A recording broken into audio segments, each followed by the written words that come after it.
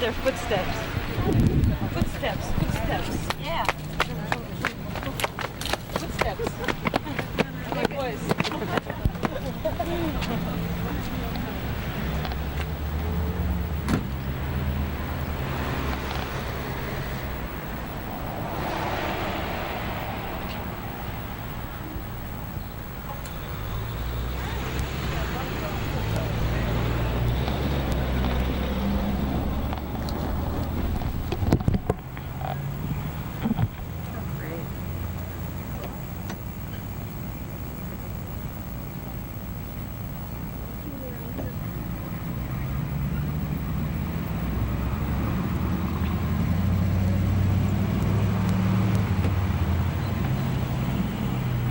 The one you just pulled out? Uh-huh. That's the grave side.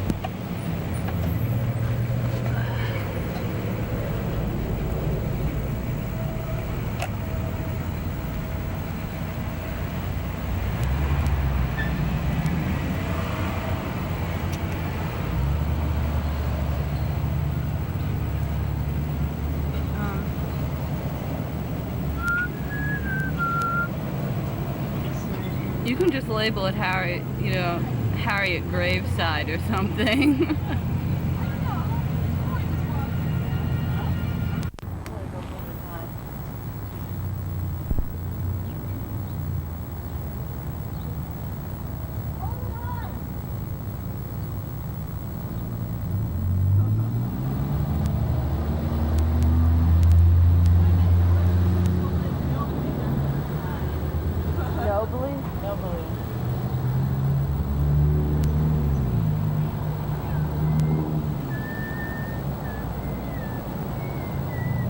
So she wore that bandana around her head because of the knock you got?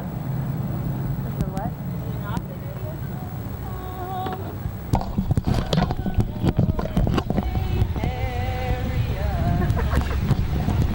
Oh well, we didn't get that sound. Yeah, you did. It was picking up. Oh. Got the car. No, it was also that. I mean, certainly the cars too, but...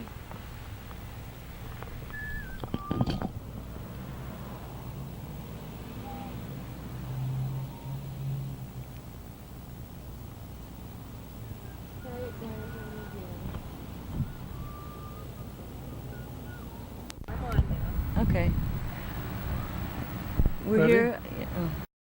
We're here at the Cayuga Museum in Auburn, New York, with Charles L. Blockson, who spoke to us today at the Harriet Tubman Museum. And we were talking about history and history of the abolition movements. And I was wondering, with your knowledge of what has happened, could you give us some advice in terms of relating it to our struggles today? The mere fact that I think I said this morning that history generally repeats itself. The names changes, the face changes, but the themes are generally here to carry on by another generation and so forth. Are we on camera now? I feel that it was a spiritual day for me, and meeting so many different types of people with so many different types of issues. There are people represented from all over the United States, and they were drawn here to Auburn, New York for many reasons, the encampment at Seneca Falls, and also for the role of Harriet Tubman. She had a profound influence on all of our lives. I know she has on my life, since I've been following her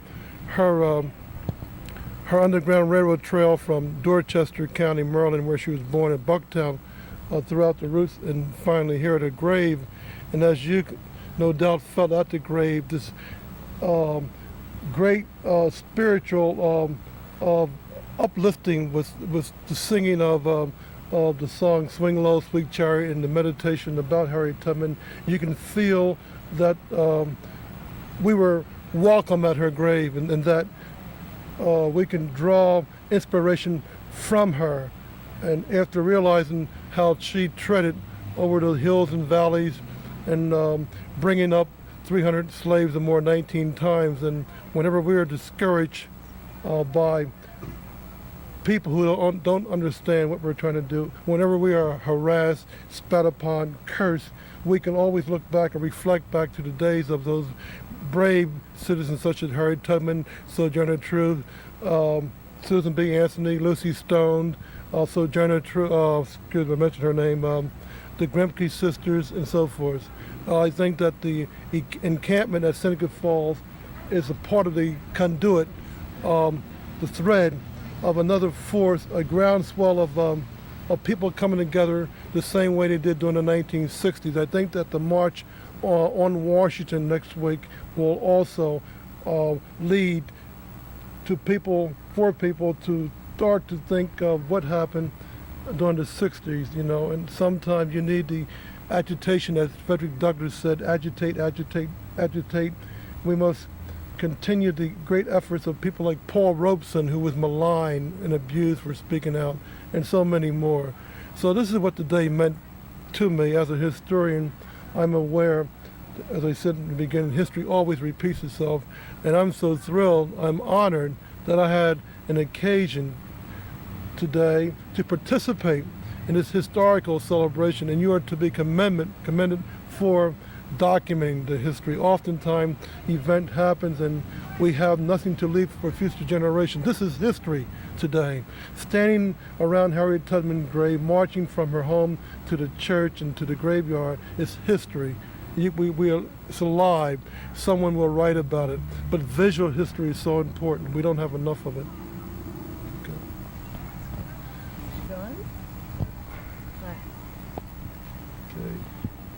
Oh, yeah, okay. Yeah, well, and we're finding in coming into this area that there are many people who are suspicious and skeptical of our ideas. And being that this is an area of such rich struggle, do you think there's any advice that you could give us in terms of what we could do to talk with these people? Weren't the people in another time, another age, skeptical of Christ and Muhammad? And weren't they skeptical of the people who went off for the Crusades? Weren't they skeptical of the people during the abolitionist movement during the early part of the 18th century?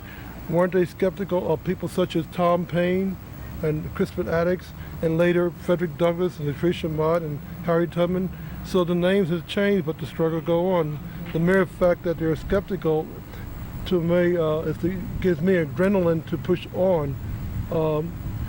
You must persevere without retreating 1,000 part of 1 inch if you believe in something. Mm-hmm. My inspiration has always been a man like Paul Robeson. When I'm down and discouraged, I play some of his music and realize what he has more or less went through.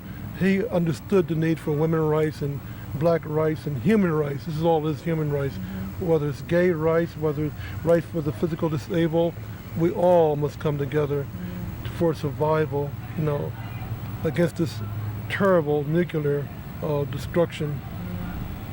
You had mentioned today that you didn't even know till 1971 that Harriet Tubman had existed? No, I didn't know. I knew, but the Reverend Carter. Oh, it was Carter yes, who had you them. know. Oops. Yes, that's okay. Right. I knew Harriet Tubman from my early days. Right. My grandfather, who was a part of the John Brown Club, the John Brown Society, was his wife, and they used to talk about Harriet Tubman years ago. Ever since I was 3 years old, I knew about her. Right, of course. Well, no, I was just wondering if you had any suggestions as a historian of how word can get out and there can be more education for young black people about black history, or if you have any thoughts on black history, black women's history especially. If I can correct that, I would like to say integrated history. Black history is American history, and American history is black history, and there's no way you can get around it. What I'm saying is white kids, white girls and boys, and black girls and boys should know about black history and vice versa. We are a people, and once we integrate history, we will stop having to pour poison in the head of little children, that one group is different from the other. Yeah, that makes sense. Sorry. Well, let's see. But as far as the struggle, as far as I said, the harassment, Yeah. you know, and so forth, they had it during the abolitionist time too, when they were spat upon. John Greenleaf Whittier had eggs thrown at his coat. Lucretia Mott was spat upon. Frederick Douglass was drugged from trains and platforms and so forth. The struggle is always there, but we must pursue. Yeah. Are there writings about the kind of harassment? I mean, is there a lot of literature about the kind of harassment that they had to deal with? Were they very aware of what they had to do? You know, they had a commitment. They felt that there was a higher law than the law of the land. They more or less followed a supreme law that people of all races, creeds, and colors must get together. It was a moral law. The law of the land was wrong in their regards, to hold people in ignorance. Ignorance, in one sense, is another form of slavery. Until we enlighten people, you know, we'll always have a form of slavery. Yeah. I mean, that's what I was trying to get at before, is as a historian, do you have suggestions about what can be done to further enlighten people? Well, reading, there's literature today. There's literature that's being written about the movements of what happened in the 1830s and 40s, and there's more integration of